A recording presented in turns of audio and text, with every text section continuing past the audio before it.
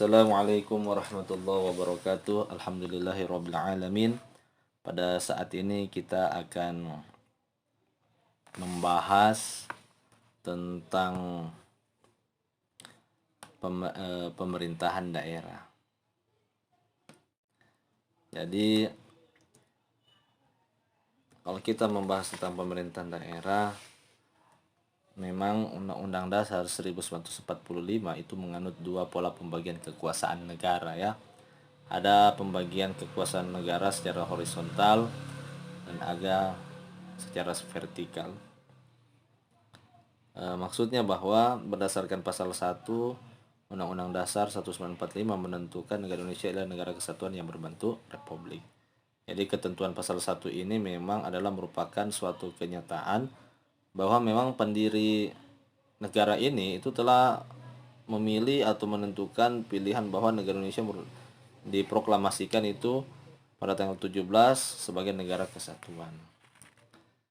Jadi dalam negara kesatuan, apabila kekuasaan pemerintahan pusat dan pemerintahan daerah tidak sama dan tidak sederajat, itu negara kesatuan. Jadi lebih tinggi daripada kekuasaan pemerintahan pusat. Itu merupakan kekuasaan yang menonjol dalam negara dan tidak ada saingannya dari badan legislatif pusat dalam membentuk undang-undang dan sebagainya. Jadi prinsip juga yang tersimpul dalam negara kesatuan ialah bahwa pemerintah pusat itu berwenang mempunyai campur tangan yang lebih intensif terhadap persoalan-persoalan di daerah, dan kewenangan pusat ini hanya terdapat dalam satu perumusan umum dalam Undang-Undang Dasar. Dalam kaitannya dengan asas daripada desentralisasi, itu dalam negara kesatuan semua urusan negara menjadi wewenang sepenuhnya dari pemerintahan pusatnya. Jadi kalau negara yang bersangkutan mempergunakan asas desentralisasi, di mana di daerah-daerah dibentuk pemerintahan lokal yang berhak mengatur dan mengurus rumah tangga sendiri, kepadanya dapat diserahkan urusan-urusan tertentu untuk diurus bagi rumah tangganya sendiri.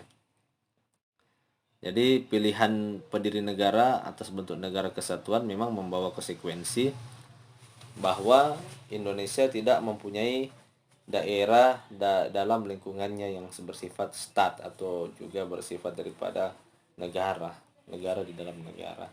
Jadi maksudnya pemerintah pusat adalah satu-satunya pemegang kekuasaan pemerintahan. Jadi memang prinsip negara kesatuan tersebut jika dikaitkan dengan pasal 18 itu sebelum amandemen ya maupun perubahan kedua 1945 bab 6 tentang pemerintahan daerah pasal 18 ayat 1, itu ide negara kesatuan sesungguhnya bukanlah sentralistik ya. Perubahan kedua itu menyatakan bahwa negara kesatuan Republik Indonesia dibagi atas daerah provinsi dibagi atas kabupaten dan kota, yang tiap-tiap provinsi itu, kabupaten dan kota itu mempunyai pemerintahan daerah yang diatur dengan undang-undang.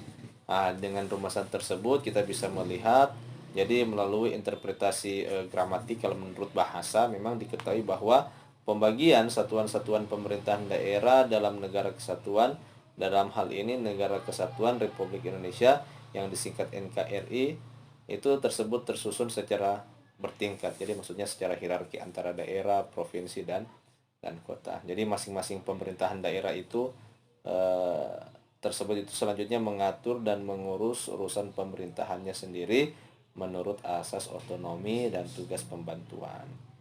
Itu menurut pasal 18 ayat 2. Sehingga perubahan kedua Undang-Undang Dasar berdasarkan ketentuan pasal 18 ayat 5, perubahan kedua Undang-Undang Dasar 1945 NKRI menganut prinsip otonomi seluas-luasnya dalam penyelenggaraan pemerintahan daerah. Maka kita bisa melihat ada beberapa asas-asas penting di dalam sistem daripada atau yang kita kenal dengan pemerintahan daerah. Jadi kita harus bisa membedakan ada dua asas sentralisasi itu, kemudian setelah itu ada asas desentralisasi. Kalau asas sentralisasi merupakan suatu konsekuensi dari suatu pilihan terhadap negara kesatuan. Maksudnya apa? Dengan kata lain bahwa konsepsi dasar pemerintahan dalam negara kesatuan adalah merupakan suatu rancangan yang harus dibangun atas fondasi sentralisasi. Jadi jika mengacu pada pola pembagian kekuasaan secara horizontal, memang menurut Undang-Undang Dasar jelas bahwa seluruh kekuasaan negara itu telah terbagi habis pada semua organ utama negara tingkat pusat. Dengan demikian, maka semua penyelenggaraan kekuasaan pemerintahan digerakkan dari pusat kekuasaan.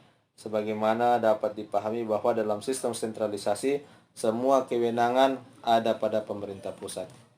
Jadi dalam perkembangannya memang seiring lahirnya paham negara modern, di mana negara harus turut serta dalam pergaulan sosial ekonomi warganya, menyebabkan tugas-tugas pemerintah memang di negara semakin bertambah luas.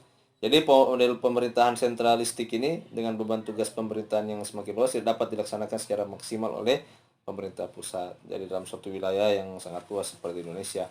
Di samping pemerintahan pusat juga tidak dapat memahami secara mendalam mengenai kebutuhan suatu daerah yang beda, oleh karena itu memang penyelenggaraan pemerintah itu dengan model sentralisasi secara mutlak tidak dapat dilakukan. Jadi penyelenggaraan sentralisasi itu kemudian dilakukan melalui asas dekonsentrasi. Apa maksud daripada asas dekonsentrasi ini?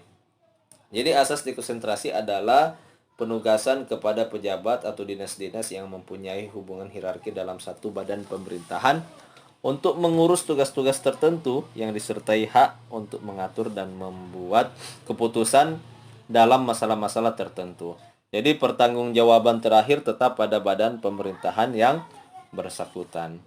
Jadi dekonsentrasi itu merupakan pelimpahan wewenang dari organ-organ tinggi kepada organ-organ bawahan setempat dan administratif. Sedangkan menurut Utrecht itu menyebutkan dekonsentrasi sebagai penyerahan kekuasaan membuat peraturan kepada alat-alat administrasi negara pusat yang lebih di bawah daripada pemerintahan.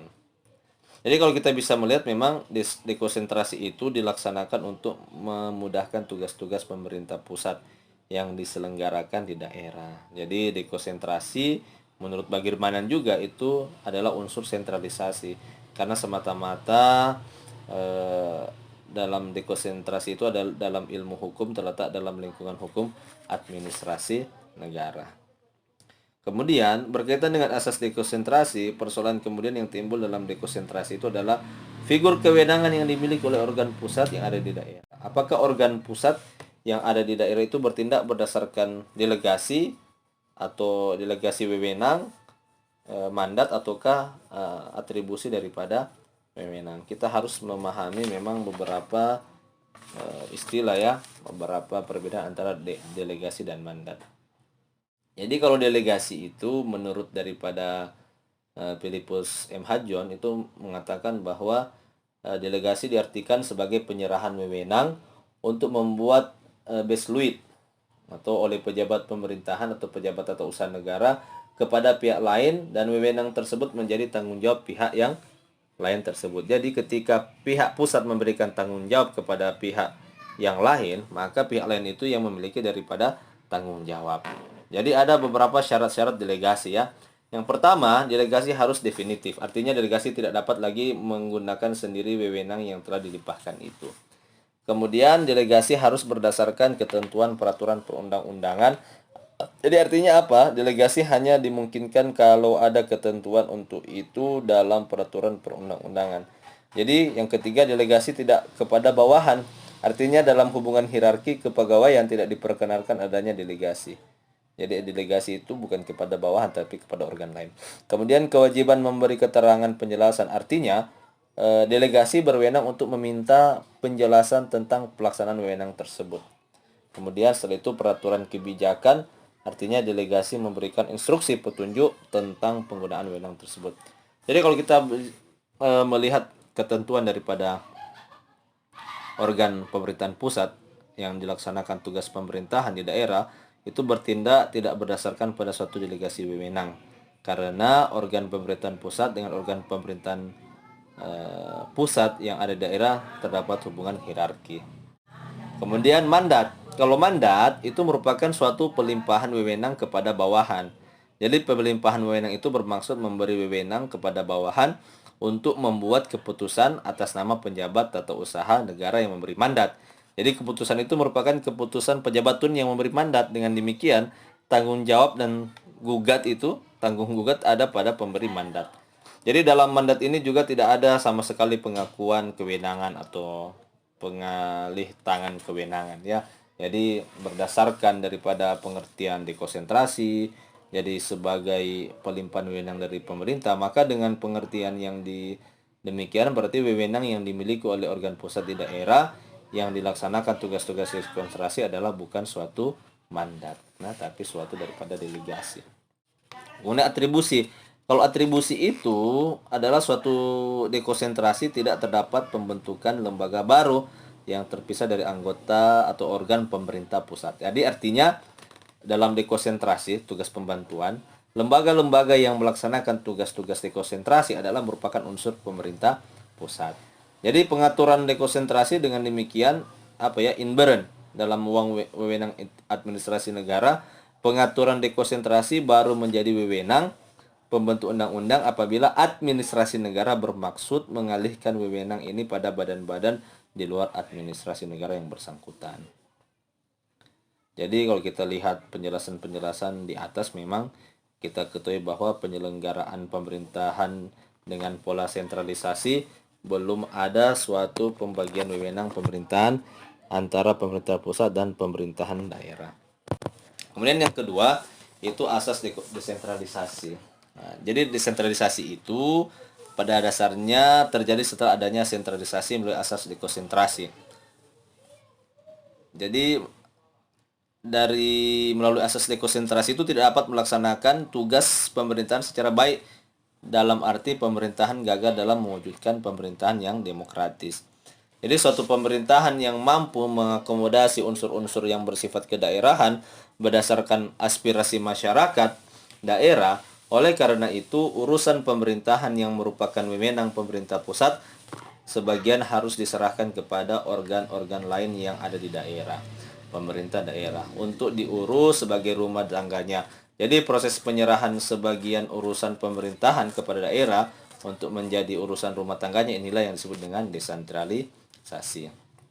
Jadi kalau kita bisa melihat dari Politis Hajong itu mengatakan bahwa desentralisasi itu mengandung makna bahwa wewenang untuk mengatur dan mengurus urusan pemerintahan tidak semata-mata dilakukan oleh pemerintah pusat, melainkan dilakukan juga oleh satuan-satuan pemerintah yang lebih rendah, baik dalam bentuk satuan teritorial maupun fungsional.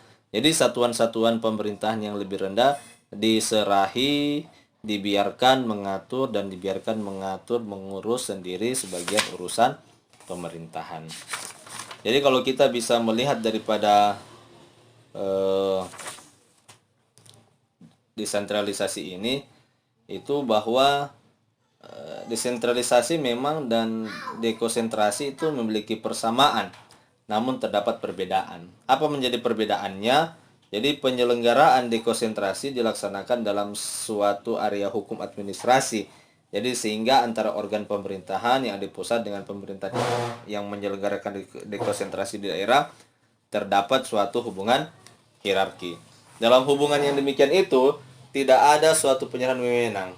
Jadi penyelenggaraan pemerintah dekonsentrasi hanya merupakan pelaksana dari kebijakan yang telah ditetapkan dari pusat, sedangkan berbeda dengan dekonsentrasi. Jadi kalau dekonsentrasi, desentralisasi berangkat dari saat mana sentralisasi tidak mampu lagi menyesuaikan dengan kondisi suatu negara kesatuan yang memiliki wilayah yang luas dan jumlah penduduk yang besar yang terdiri dari berbagai suku, adat istiadat, agama, sama seperti Indonesia. Dengan demikian, kondisi sentralisasi menghadapi tantangan berupa tuntutan daerah karena pemerintahan yang sentralisasi dilaksanakan berdasarkan kebijakan pusat. Konsekuensi dari luas wilayah, keragaman suku, adat istiadat, dan agama adalah daerah memiliki kebutuhan dan kepentingan yang berbeda-beda, sehingga memang diperlukan suatu pemerintahan yang mampu mengakomodasi kepentingan yang berbeda dari setiap daerah. Jadi pemerintahan yang sentralistik tidak mampu secara bersamaan mengakomodasi berbagai kepentingan yang berbeda-beda, sehingga memang kepada daerah harus diberi wewenang untuk mengurus kebutuhan dan kepentingan itu menjadi urusan rumah tangganya sendiri. Jadi sebenarnya tujuan daripada desentralisasi itu adalah agar penyelenggaraan pemerintahan di daerah lebih disesuaikan dengan keadaan daerah masing-masing. Dalam rangka desentralisasi dibentuk yang namanya daerah otonom, sehingga keluar daripada undang-undang pada waktu itu, Undang-Undang Nomor 32 tahun 2004 pemerintahan daerah, ya, Undang-Undang Pemda ya disebutkan. Dan Undang-Undang Pemda ini memang menghasilkan beberapa yang namanya otonomi daerah, seperti ada otonomi khusus Nanggro Aceh Darussalam. Jadi otonomi Nanggro Aceh ini itu berkedudukan sebagai daerah otonomi khusus bermula dari pelanggaran HAM yang di sana terjadi semasa maupun pasca daerah operasi militer menurut B.J. Habibie. Jadi pada waktu itu dibuat daripada daerah otonomi khusus karena memang terjadi ada gerakan Aceh Merdeka dan sebagainya. Kemudian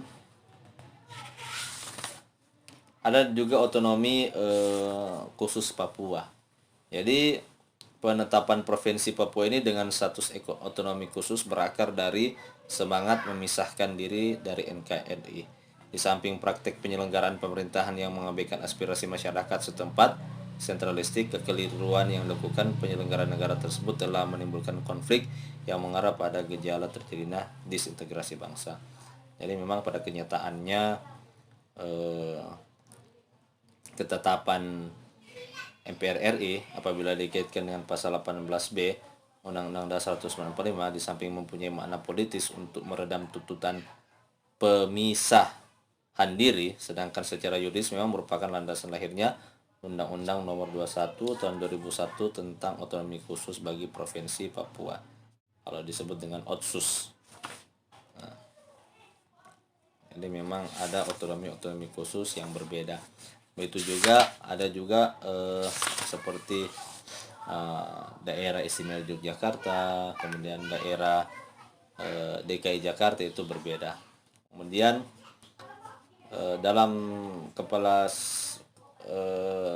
pemerintahan daerah juga ini memang diatur juga tentang pemilihan kepala daerah.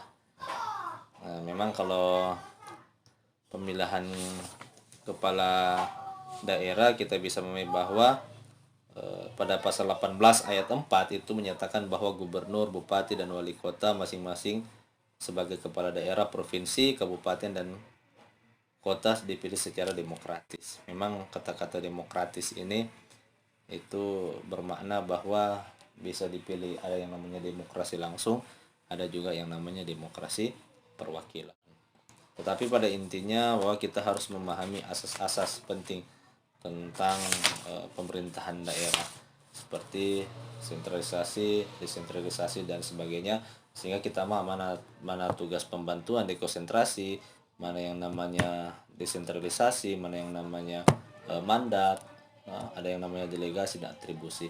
Ini memang harus kita pahami sehingga akan memberikan kita pemahaman komprehensif tentang bagaimana pemerintahan daerah. Sekian untuk materi pada saat ini, semoga bermanfaat. Assalamualaikum warahmatullahi wabarakatuh.